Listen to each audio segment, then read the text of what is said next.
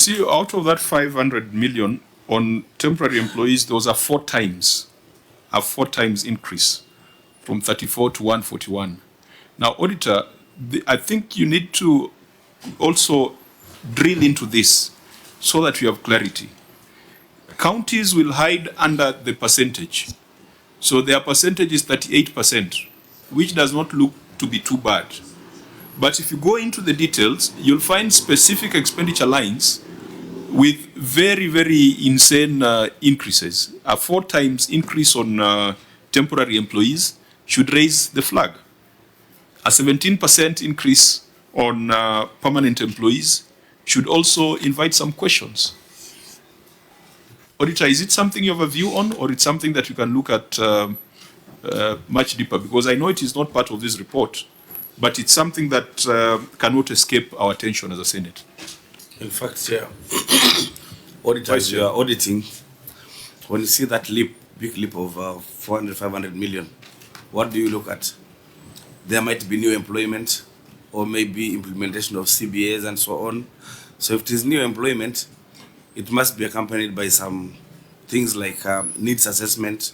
You know, maybe there are some hospitals that have been opened, some new ECD centers that have been opened, some new employment, which then culminates into that. Or how do you then do your audit?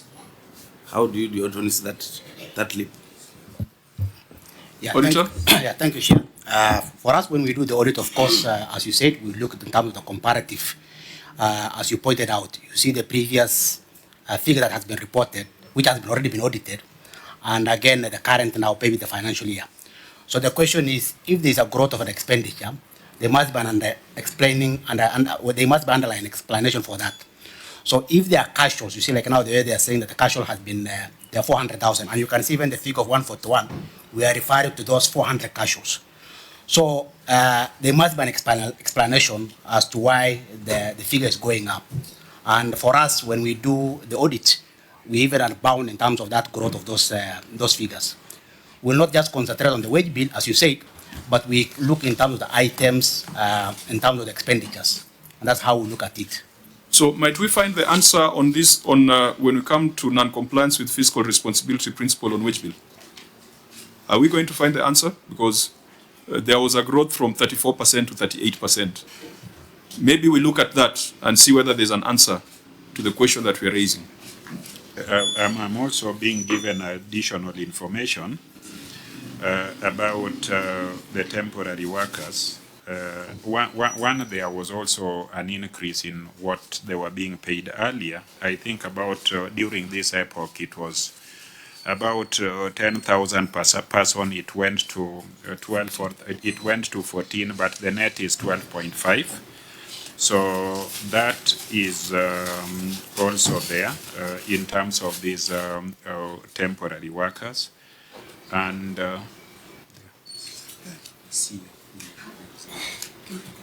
Governor, why don't we just look at what you responded to, because it's tied to the substantive finding on fiscal responsibility. But before then, Chair, I think, Governor, maybe somebody can assist you to write down so that we don't need to go back. The issue of 3.9 million, we are not commented.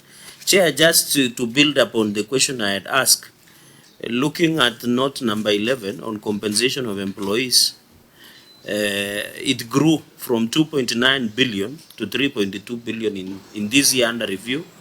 And that year, the transfer from CRF was 8.5 billion. So, Governor, my question would be, you had indicated in your answer that some of these temporary staff were in municipal. Some of them were inherited. So, to build on what the chair has asked, this significant, and I invite you to look at your own financial statements. I think the financial statement and note number 2 on compensation of employees, page number 36, that increased from 34 to 141 million. Yet in your answer, you had said most of these temporary staff were there even before you joined. What caused this significant growth? Because I can see in your answer, the action plan, you have said further, the board is considering recruiting additional 600 temporary staff to meet the staff needs of various departments by 30th December 2025.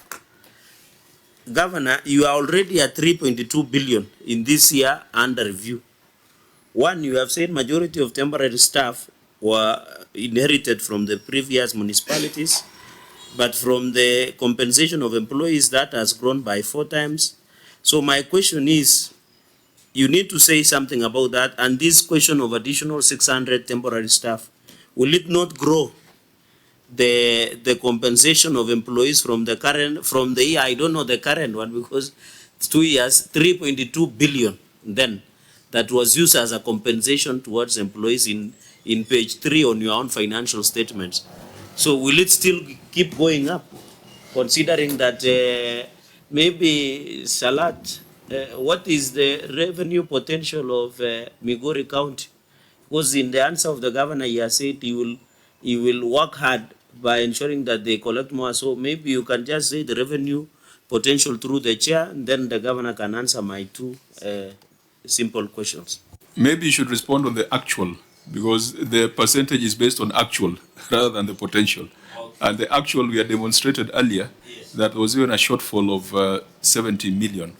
So, no, but you have asked a fair question, which we can deal with some things with specificity, but also the governor can give us a broad picture, because we are used to counties at 55%. At Kisi was, we were arguing whether it was 60 or it was lower. I think neighboring counties like Komabek would be on 50-something%. I think Sia is at 30-something%. Now, you have moved Migori from a very healthy 34% to an unhealthy 38%.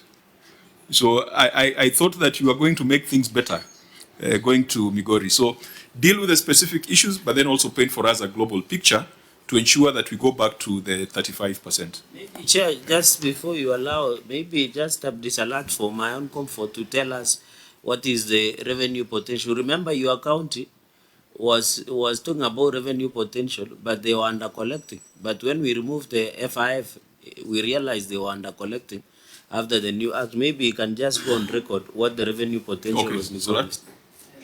Thank you, Chair. The revenue potential for Migori County is 915 million. So in the actual, they are collecting a third of the potential. Thank you. You know, you guys, well, it's not, I don't think it's your figure, it's a CRA figure, isn't it? Yes. The revenue potential. Yes, yes. It needs to be reworked with facility funds out of the picture. Because some counties are reporting very huge collections from health facilities. And we have listened to the president say that nobody should charge a fee in level 1, level 2, level 3, including level 4. But we still find in your financial statements collections from those facilities. So who is telling the truth? Is it the president we are or is it the governors? We are telling the truth, and the president is also not lying.